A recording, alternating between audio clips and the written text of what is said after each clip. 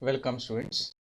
So in the last class we have solved some numerical problems on the window dimensions and core dimensions of design of transformers. So with the continuation of design of transformers, so let us study about the leakage reactance of the winding. So due to the leakage flux which is present in the transformer windings, so there will be a generation of leakage reactance in the winding. So we have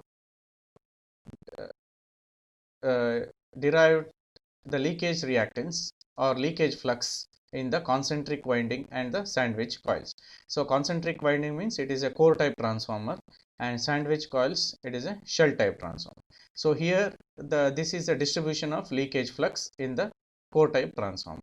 So this is a winding, whether a primary winding, and this is a rectangular shape which is a secondary winding. So this rectangular shape is a primary winding and this rectangular shape is a secondary winding. The flux which is linking to the primary winding, so this is the flux which is linking to the primary winding, and this is the flux which is not linking to the primary or secondary winding, both windings, correct. So this flux we can call it as a leakage flux. So the space between the primary winding and secondary winding is called as a duct, duct. The space between the primary winding and secondary winding is called as a duct, and the distribution of leakage flux will be uh, parallel to the winding. So it is assumed it as a parallel to the winding, so it is not randomly distributed. So for the illustration purpose or analysis purpose, we are assumed it as parallel to the windings. So this is the distribution of flux in case of sandwich coils. So here this is a coils which is run. So this is another coil which is like a sandwich, correct. So this is the leakage flux which is between the two coils, so it is called as a duct, in the duct. So the flux will be distributed like this in case of sandwich coils. The estimation of leakage reactance is the estimation of the distribution of leakage flux and the resulting flux leakages of primary and secondary winding.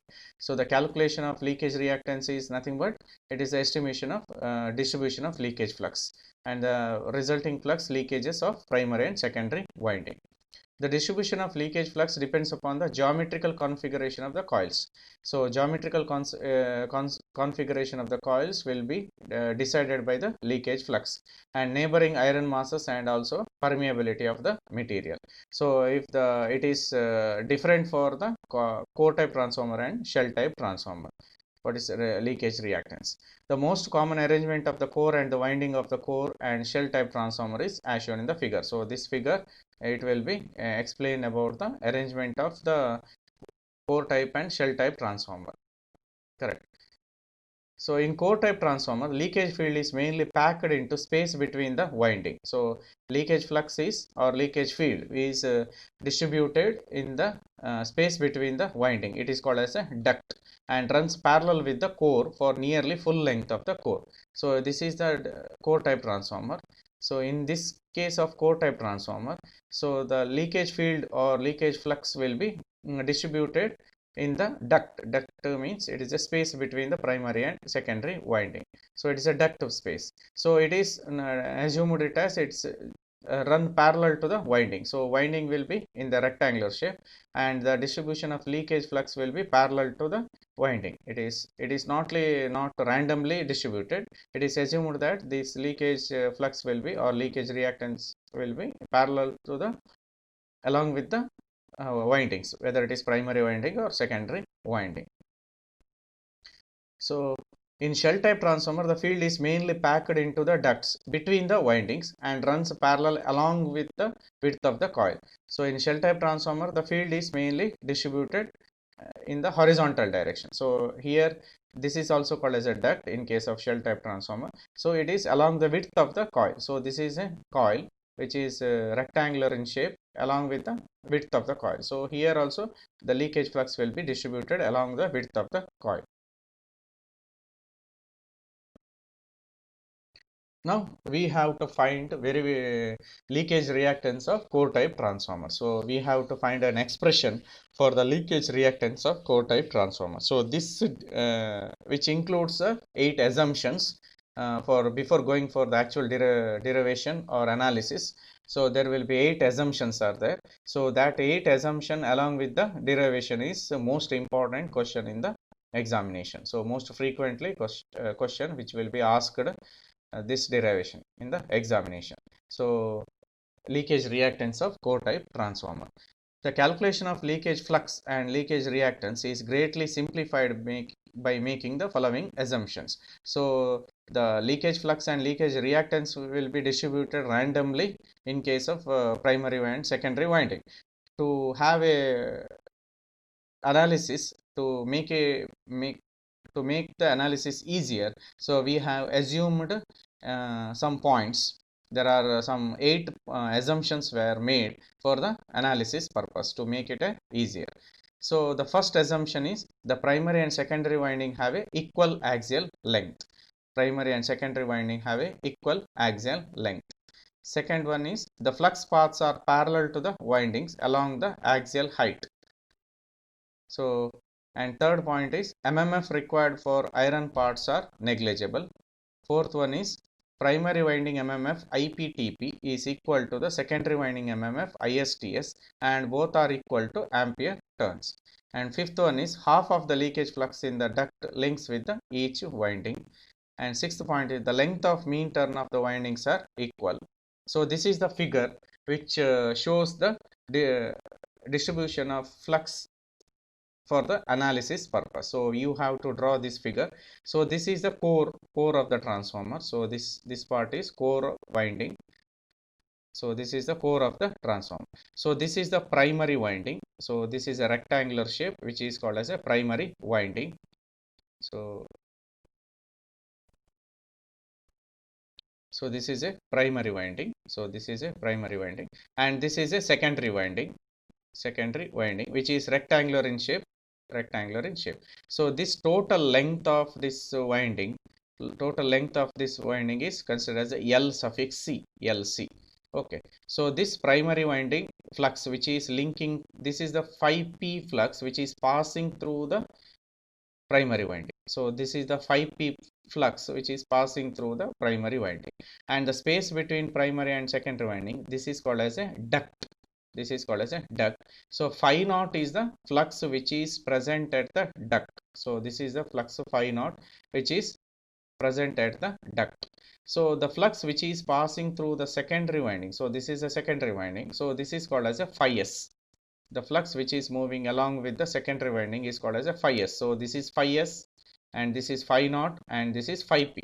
Phi p is along with the primary winding, and phi s is along with the secondary winding, and the flux which is in the duct, that is the space between primary and secondary winding, is phi naught. So that is a duct flux.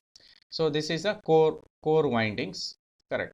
So a small strip of width x is taken. A small strip of width x, which is the distance of x is this end point of primary winding to the this flux. So this distance is called as a x, small strip. Okay, so this the length is from this end to this flux, that is x. A small strip, that is dx, is considered here. A small strip, that is dx, is here, small strip dx. So the length of the primary winding is considered as a bp. Bp is length of the primary winding, and a is the width of the duct, and bs you can consider as a width of the secondary winding. So bp is the width of primary winding, a is the width of duct, and bs is the width of the secondary winding. Height of the winding is considered as a lc, L suffix c. So this is a ampere turn. So the distribution of ampere turns, that is ip into tp, that is mmf. You can call it as ampere turns or mmf. So that is distribution of this mmf is considered as a, initially that one end of the secondary winding. If you consider this is one end of the secondary winding, the distribution of mmf is low. After that it is gradually increasing along with the width of the secondary winding. So this is secondary winding, correct. So this end the MMF is 0. After that it is gradually increasing. When it comes to the one end, that is another end, so that will be maximum MMF. So in the duct, so this is the duct area, correct. So this is the duct area. In the duct area MMF is constant. After that it is in this particular point, that is starting point of primary winding, there it will be maximum. After that it will be reduces to 0. That means along with the this length, along with the width, you can say primary winding width, the MMF distribution is 0. So that means at the duct value the MMF is higher, and at both ends it will be 0. So now coming to the assumptions. So the first assumption is primary and secondary winding have equal axial length. So that means this is primary winding, so this is primary winding, and this is secondary winding. So we are assuming for the analysis purpose such that primary winding and secondary winding have equal axial length. So the second point is the flux paths are parallel to the winding along the axial height. So the distribution of flux is parallel to this winding. Distribution of flux is parallel to the winding, so it is not randomly distributed. So that is our assumption, second assumption. So for analysis, to simplify the analysis purpose, we are assuming that the distribution of flux will be along with the height of the or axial height of the winding. So that is the second assumption. So third assumption is MMF required for iron parts is negligible. So it is a core of the transformer is there, core part is there, and yoke part is there. So there will be a iron which is made up of iron. So MMF required for iron parts is not considered. So it is negligible. Primary winding MMF IPTP is equal to secondary winding MMF ISTS, and it is equal to AT. So we are assuming that this is the primary MMF, that is IP into TP, and this is this is primary MMF, that is IP into TP, and this is secondary MMF, that is IS into TS. So both the primary MMF and secondary MMF are equal, that is IP into TP equal to IS into TS, which is equal to AT we are considered. So that is the fourth assumption. So fifth assumption is half of the leakage flux in the duct links with each winding. So the flux which is present in the duct, so this is the duct area where the leakage flux is present. So in that, half will be linking to the both windings. So that is our assumption. Half of the leakage flux will be linking to both the winding. So length of mean turn of the windings are equal. So the primary winding number of turns and the secondary winding number of turns are equal, that is length of the mean turn is equal. So that is the assumption. So seventh assumption is the reluctance of flux path through yoke is negligible. So through yoke, whatever the flux is flowing, so that reluctance, if any reluctance means opposition of movement of flux, that part is negligible. Therefore the reluctance of yoke does not affect the flux distribution. So whatever the flux which is present in the yoke part of the transformer, so that we are not considering. And eighth is the winding are uniformly distributed, and therefore the winding MMF varies linearly from 0 from one end to 80 at the other end. So as I told you, so the MMF which is linearly distributed, so ampere turns is linearly it is distributed along the primary winding and secondary winding. So in the primary winding, if you consider here, so this end it is 0, MMF is 0, and it is gradually increases to higher value at the other end. So it is gradually means it is linearly increase. So this is the increase in linear, and it is maximum at the other end. In the duct area it is constant. Again in the secondary winding, this area the MMF is maximum. After that it is linearly decreases to 0. So that is the eighth assumption. So based on these 8 assumptions, we have to derive the expression for leakage reactance of core type transformer. So these 8 assumptions are very important in when you are deriving the equations or analysis purpose. These 8 assumptions you have to write, and this figure also you have to write. So now coming to the actual derivations or analysis. three leakage flux paths, phi p, phi s and phi naught are shown. Correct. So I told you. So phi p and phi s are the leakage fluxes in the primary and secondary winding respectively. Phi p is the leakage flux at the primary winding and phi s is the leakage flux at the secondary winding, while phi naught is the flux through the duct. So if you consider the figure, so this is the leakage flux in the primary winding, that is phi p, and this is the leakage flux at secondary winding, that is phi s, and the flux which is in between primary and secondary winding, that is phi naught, that is called as a duct flux. So that is the assumption. So L naught is the mean circumference of the duct. So we have considered L naught, the notation L naught is mean circumference of the duct. It is a cylindrical in shape. So LC is the axial height of the winding. So what is meant by axial height? So if you see the figure, so this is LC. So that is axial height of the winding. So this area is considered as a L naught, axial height of the winding. And BP and BS is the radial width of primary and secondary winding respectively. So BP and BS. So this is this is BP. So this is radial width of primary winding, that is BP, and BS is the radial width of secondary winding, and A is the width of the duct. Correct. A is the width of the duct. So A is width of radial duct. The flux leakage of the winding can be found as follows. So it is divided into two parts. One is conductor portion. So the leakage flux which is present at conductor portion, and second one is leakage flux present at duct portion. So it is divided into two parts. So first we have to see the conductor portion. Consider an infinite strip of width dx at a distance x from the edge of primary winding along with its width. So we have to find this one. So this is the edge of the primary winding to some distance. Some distance means this is assumed at one leakage flux. So this distance between this end, this is leakage flux, and the end, it will be considered as x. And a small strip we have to consider for analysis purpose. So that is considered as a dx. It is considered as a dx. So consider an infinite strip of width dx at a distance x from the edge of the primary winding along its width. So MMF acting across the strip is given by x divided by BP into IP into TP. So MMF acting across the strip is divided by x divided by BP into IP into TP. So you can write it as IP into TP into x by BP. The permeance of the strip. What is meant by permeance? That is the allowance of flowing of flux in the strip. Correct. So it is allowing the flow of flux, it is not opposing. Correct. Opposing is reluctance. Correct. So here permeance of the strip, that is the movement of flux in the strip, is given by mu naught into LMTP, that is length of mean turn in the primary winding. LMT is length of the mean turn in the primary winding.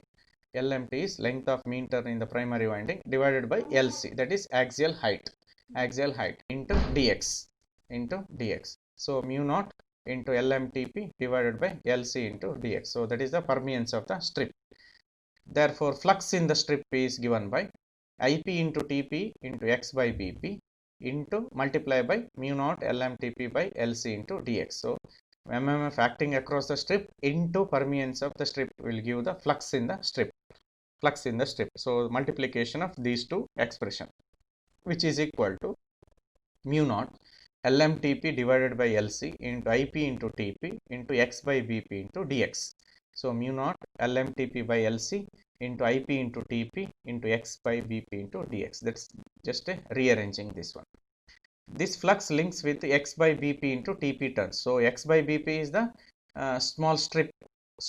Correct. The flux which is present in the small strip, that is x by BP into TP turns. It is having TP number of turns because it is a primary winding. The strip is there in the primary winding. So we have to multiply by TP. Correct. So this flux links with the x by BP into TP turns. Flux linkage of the strip is given by total flux linkage in the strip is given by dF phi 1. So it is a flux linkage in the strip only we are considering. So it is d psi 1, which is equal to, so this expression, that is flux in the strip into linking of the flux, correct? Linking of the flux, that means mu naught LMTP divided by LC into IP into TP into x by BP into dx multiplied by x by BP into TP turns. So multiplying flux in the strip and flux linking with the TP number of turns. So which is equal to mu naught LMTP, that is length of mean turn in the primary, divided by LC into IPTP square x by BP whole square into dx. If you see the equation, so here LMTP into LC, x by BP two terms are there, so x by BP whole square. So TP two terms are there, so it is TP square. So it becomes mu naught LMTP by LC into IPTP square x by BP whole square into dx, correct? So hence flux linkage of primary winding due to the flux in the strip. We have this expression will give the flux, total flux in the strip only. Now we have to get the expression for whole primary winding. Hence flux linkage of primary winding due to the flux in the strip, which is equal to phi 1, which is equal to integration of d phi 1, which is equal to mu naught LMTP by LC into IP into TP whole square, integration of 0 to BP x by BP whole square into dx. So if you integrate this one, this expression, so you will be getting mu naught LMTP divided by LC into IP into TP into IPTP whole square into BP by 3. BP by 3. If you integrate this one with respect to 0 to BP, so you will be getting BP by 3. So this is the total flux linkage in the primary winding due to the flux in the strip. So that is in the conductor portion. So this is the expression for the total flux which is present in the conductor portion, correct? So this is the expression for the total leakage flux in the conductor portion. So now you have to consider the duct portion. So MMF acting across the duct is IP into TP, correct? And permeance of the duct is given by mu naught L naught. L naught is the mean circumference of the duct divided by LC into A. A is the width of the strip, duct. A is the width of the duct. So flux in the duct phi naught, which is given by multiplication of these two, that is IP into TP into mu naught into L naught by LC into A. So here mu naught is missed here. So you take it as mu naught into L naught by LC into A. So which is equal to mu naught IPTP into L naught by LC into A. Okay, that is the flux in the duct. Half of the duct flux link with each of the two winding, or duct flux linking with the primary winding. So in the assumption, we have assumed that half of the flux which is present in the duct will be linking to each of the two winding. So that is one of the assumption we have taken. So, or you can say that duct flux which is linking in the primary winding only, because we are analyzing the primary winding only. So the half of the flux which is linking to primary winding, so you will get mu naught IPTP L naught by LC into A divided by 2. So this expression, that is flux in the duct, in that half will be linking to the primary winding, correct? This is the total flux which is present in the duct, in that half will be linking to the primary winding. So which is equal to half into mu naught IPTP L naught by LC into A. So this flux link with the entire primary winding, correct? So flux linkage of primary winding due to the duct flux is given by, so psi naught, which is equal to half into mu naught IP into TP L naught by LC into A into TP. So this is the total number of turns in the primary winding. This is the total flux which is linking to the primary winding. So there are TP number of turns in the primary winding. So you can multiply with the TP. So you will be getting half mu naught IP TP square into L naught by LC into A, correct? So that is the expression for flux linkage in the primary winding due to the duct flux. So now the total flux linkage of primary winding is nothing but the phi p, that is total flux linkage of primary winding phi p is nothing but psi 1. Psi 1 is nothing but the flux linkage in the primary winding, plus this is the flux linkage of primary winding due to the duct flux. So this is conductor portion. So total flux is psi p equal to psi 1 plus psi naught. Psi 1 is the flux linkage of primary winding due to the conductor portion. So this is psi naught is the flux linkage of primary winding due to duct flux. So if you add this one, so you will be getting mu naught IPTP square divided by LC into LMTP into BP by 3 plus L naught into A by 2. So adding the two expression. So psi1 will we have, so this is psi1, correct, where it is, yeah. So this is the expression of psi1 is this expression, psi1 plus psi naught, correct, psi1 plus psi naught. So you will be getting half into mu naught into Ip into Tp square divided by Lc. This is common term. So in the bracket LMTP, that is length of mean turn of primary winding, into Bp by 3 plus L naught into A by 2. So we have to assume that length of mean turn of primary winding, which is equal to length of mean turn, which is also equal to length of axial height of the winding. So L naught is the axial height of the winding. So we will assume that length of mean turn in the primary winding should be equal to LMT. We will take it as LMT, length of mean turn only, which is also equal to axial height of the winding. So therefore phi p equal to mu naught IPTP whole square by LC. So instead of LMTP, I will write it as LMT, and L naught also LMT here, length of mean turn. L naught and LMTP together we have considered it as LMT. So that is common. So we will take it outside, length of mean turn LMT into Bp by 3 plus A by 2. A by 2. So leakage inductance of primary winding. So that is psi p, that is leakage reactance. So leakage inductance of primary winding, so which is given by psi p divided by Ip. Psi p divided by Ip, which is equal to mu naught Tp square by Lc into LMT Bp by 3 plus A by 2. So here Ip was there in the expressions Ip, so that you have taken it in the denominator, that's all. So leakage reactance of the primary winding. So this is inductance. So the leakage reactance of primary winding is nothing but inductance is reactance is you have to multiply by 2 pi f, correct, 2 pi f. So this is nothing but inductance. So xp, that is leakage reactance of primary winding, xp, which is equal to 2 pi f into mu naught Tp square by Lc LMT into Bp by 3 plus A by 2. So xp is the leakage reactance of primary winding, f is the supply frequency, mu naught, correct, permeability. So Tp is the primary number of turns divided by Lc, length of the axial length height of the winding, into LMT, that is length of mean turn. Bp is the width of the primary winding, correct, width of primary winding. A is the width of the duct. So this is the expression for leakage reactance of primary winding. So leakage reactance of secondary winding can be similarly calculated by assuming, so LMTS. So instead of LMTP, that is primary, so we have to consider it as a LMTS, that is secondary, which is equal to L naught, that is mean circumference of the duct, equal to LMT, that is length of mean turn. Leakage reactance of secondary winding is just P, that is primary. So here you have to write secondary. So 2 pi f mu naught Ts square. So here Tp square. So here Ts square, that is secondary, divided by Lc into LMT, length of mean turn, because we are taken it as equal. So Bp by 3 plus A by 2. So both expressions are same. So this is the leakage reactance of secondary winding.